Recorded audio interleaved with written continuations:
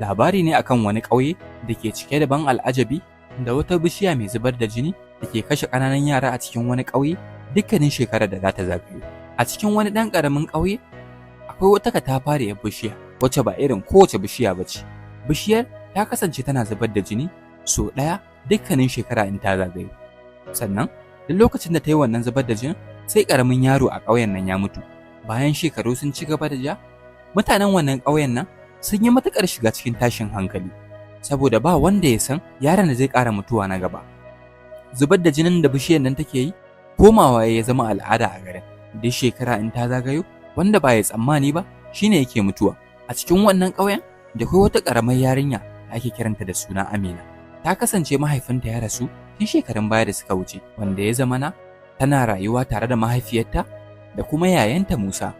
Amina bata cika yin magana ba, kusan duk lokacin da ta samu guri takan zama ta yi shiru ne. Wata rana tana zaune, wata tambaya ta yi wa kanta da ta daɗe bata samu amsanta ba. Ta ya aka yi wannan bishiyar ta fito har kuma take zubar da jini haka sannan ta kashe mutane? Wata rana kasa riƙe tambayoyin da nata ta yi, ta samu mahaifiyarta ta buɗe baki take tambayanta. Mama, ina son zan tambaye ki. Mahaifiyarta cewa ta ina jin ki ƴata. Me yasa wannan bishiyar take zubar da jini ne? Kuma sannan in ta zubar da jini sai ƙaramar yarinya ta mutu a ƙauyen nan. Mahaifiyarta ba ta da wannan ansan, buɗe baki ta ce mata, ni ma tun ina ƙaramar yarinya haka nan taso naga wannan bishiyar take. Ba wanda ya sanya aka yi ta fara zubar da jinin nan. Amina buɗe baki ta ce, amma mama ina jin tsoro fa, kar ya zama lokacin da za ta ƙara ɗaukar wani ni ce za a ɗauka.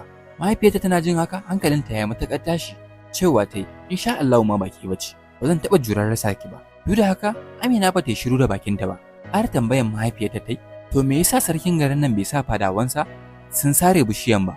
Kin ga yaran da basu ji ba su gani ba za su daina mutuwa. Wannan inda mahaifiyarta ta buɗe baki ta ce, ke dai surutun ki yayi yawa, ni ba na son matsala don haka ke ja bakin ki rufe. A wannan daren ga baki ɗaya Amina kasa bacci ta yi, ta zauna tana ta tunanen tabbas akwai yadda aka yi bishiyar nan ta fito, kuma ita tana buƙatar da sani. Bata samu ta yi bacci ba har sai da gari ya waye, ta ɗauka tulunta ta biyo hanyar ita kaɗai ba kowa. Tana tsaka da wannan tafiyan hango wata tsohuwar mata ta yi, wacce ita ma tana zaune tana rayuwa a ƙauyen. Bayan sun zo kusa da kusa, Amina ce ta buɗe baki ta gaishe ta. Ina wuni kaka? Tsohuwar matan nan amsawa ta yi. Amina buɗe baki ta ce, kaka dan Allah zan iya tambayan ki? Tsohuwar matan nan ta ce ba matsala, in dai na sani zan faɗa miki. Ya aka yi aka samu wannan bishiyar da take kashe mutane ƙananu a ƙauyenmu? Murmushin da tsohuwar matan nan take yi shine ya tsaya.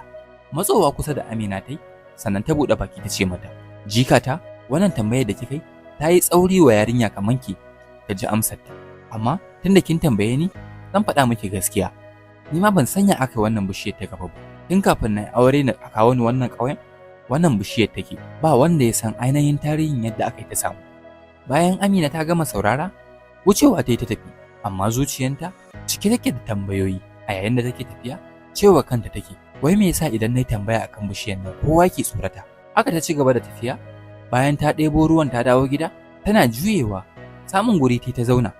Tana ta tunane daga ƙarshe cewa ta yi, tunda ba wanda yake da amsa ta, to tabbas sai na je wajen sarkin garin nan na tambaye shi. Tunda dai shine shugaban ƙauyen nan, ya zama lallai ya san abin da ya faru. Ba tare da ta faɗa wa kowa ba, tashi ta yi cikin ƙarfin gwiwa, ta nufi hanyar gidan sarki. Bayan ta ƙaraso ƙofar gidan sarki, fadawan sarki ne suka ganta cikin mamaki, saboda sun ga ta yi ƙanƙanta da yawa. Ɗaya daga cikinsu ne ya tambaye ta, ke kuma ina zaki? Amina buɗe baki ta ce tana son za ta ga sarki ne. Ce mata suka yi ba za su bata ta shiga ba, saboda ba a barin yara su shiga. Babban bafadan sarki ne ya hango su, ya ƙaraso wajen, sannan ya ce musu, tunda dai yara ba sa zuwa ganin sarki, wannan ta zo ta ce tana son ganin sarki, to na tabbata abu ne mai muhimmanci. Raka ta yi cikin gidan sarkin nan, suka shigo harabar gidan sarkin. Shi kuwa sarki yana fadarsa a zaune akan kujera. Bayan Amina ta ƙaraso, gaishe shi ta fara yi. Sarki ne ya buɗe baki ya ce, ya kike ƴata? Samu guri ki zauna. Amina ce ta samu guri ta zauna, sannan ta ɗago kai za ta mai magana. Sarki, na daɗe ina da wata tambaya wanda na rasa wanda zai amsa mu. Sarki ne ya buɗe baki ya ce, yi tambayanki, zan amsa miki. Cikin girmamawa sarki, ina so in san ta ya aka samu wannan bishiyar da take kashe ƙananan yara.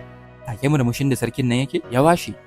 Ya jima ya yi shiru, bai ce komai ba, sannan ya buɗe baki ya fara magana. Kar ki samu damuwa yata, zan faɗa miki gaskiyan abin da ya faru har aka samu wannan bishiya. Sarkin nan wani numfashi ya ja, sannan ya fara magana.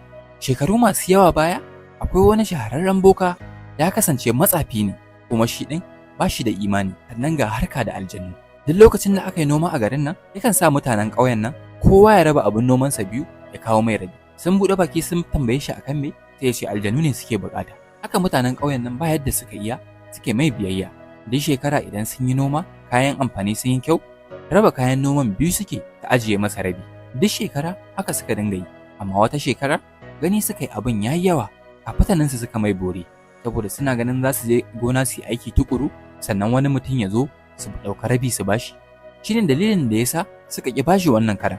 Wannan bokan ransa ne ya yi matuƙar ɓaci, sannan ya gwada musu tsantsan rashin imani. Tsafi ya yi, inda kafatanin garin aka daina ruwa. Shukokin da suka yi, kafataninsa suka ƙoƙone, nan ne inda yunwa ta karaɗe kafatanin ƙauyen nan. Gangami suka yi suka dawo wajen bokan nan cikin tsoro, suka zo suna kuka suna neman taimako. Amma bokan nan buɗar baki ya ce musu aljanu suna matuƙar fushi da su, sannan hanyar da za a bi wanda za a yi maganin matsalan nan hanya ɗaya ce, sai an sadaukar musu da ƙananan yara su biyu. Mutanen ƙauyen nan ganin abin da ya faru da su ba yadda suka iya, yadda suka yi da maganan da ya faɗa. Nuna wasu ƙananan yara su biyu yayi, ya ce su za a sadaukar. Da iyayen yaran nan suka ga 'ya'yansu aka zaɓa, sun yi matuƙar kuka suna roƙon alfarman a raba musu da 'ya'ya. Amma bokan nan ko tausayi bai gwada musu ba, cewa wannan ita kaɗai ce mafita. Su ma yaran kuka suka kama yi, amma ba wanda ya tausaya musu. Haka sarkin nan ya ci gaba da wa Amina labari. Iyayen yaran nan da aka sadaukar da su da gudu suka taho suka zo gidan sarki mahaifina. Amma shi ma sarkin ba yanda ya iya, saboda shi ma ya yarda da wannan bokan. Ina ya ci gaba da faɗa wa Amina a lokacin ne ina ɗan ƙaramin yaro ni da ƙanina. A ƙauyen nan zamana yayi, hatta na mahaifina ya kasa ceton kowa da ke ƙauyen nan. Sarkin nan ne ya share fuskansa, sannan ya ci gaba da ba Amina labari. Kamar da yadda aka faɗa, bokan nan ne ya ɗauka wannan ƙananan yaran ya tafi da su. Bayan yaran sun mutu, a waje ɗaya aka binne su. Nan ne inda wannan bishiyar ta tsiro, wanda duk shekara sai ta zub da jini. Kuma in dai jinin nan ya zuba, sai ƙaramin yaro ya mutu. Shi kuma bokan nan da zai yi maganin matsalar, shi ma a wani waje aka tsinci gawarsa baya numfashi. A lokacin da bishiyar nan ta fara zub da jini na farko, a lokacin ne na rasa ɗan uwana. Amina da ta ji wannan labarin, kanta ya yi matuƙar mamaki. Sarkin nan ne ya buɗe baki ya ce mata, ai ba iya wannan ne ƙarshe ba. Wata shekara da ta ƙara zub da jini, wani yaro shi ma yana kwance ya mutu. Ne inda ga baki ɗaya hankalin ƙauyen nan ya tashi. Kowa yana neman ya aka yi haka ta faru, yana son ya san me za a yi. Har sai da aka haɗa da dattijawan ƙauyen nan suka je makwabtan ƙauyenmu suka samu wani babban boka. Bayan sun faɗa mai abin da ya kawo su, a nan ne ya faɗa musu gaskiyar abin da yake faruwa. Fatalwoyin yaran nan su biyu da aka kama aka kashe su basu ji ba basu gani ba, su ne suke wannan kisa, sannan su ne suke sa wannan bishiyar ta dinga bulbulo da jini duk shekara. Da Amina ta ji haka, ta yi matuƙar ɗaurewar kai, tambayarsa ta yi, to ta yaya za a yi maganin wannan matsala? Sarkin nan ne ya juyo ya kalle ta, hanya ɗaya ce wadda za a bi a karya wannan abin. Ƙaramar yarinya za a samu ko ƙaramin yaro wanda zai sadaukar da kansa ba tare da an tirsasa shi ba, to shine kawai zai karya wannan abu. To jama'a, ku kasance da mu domin jin ƙarshen wannan labarin. Mun gode, sai mun ƙara haɗuwa a cikin wani labari.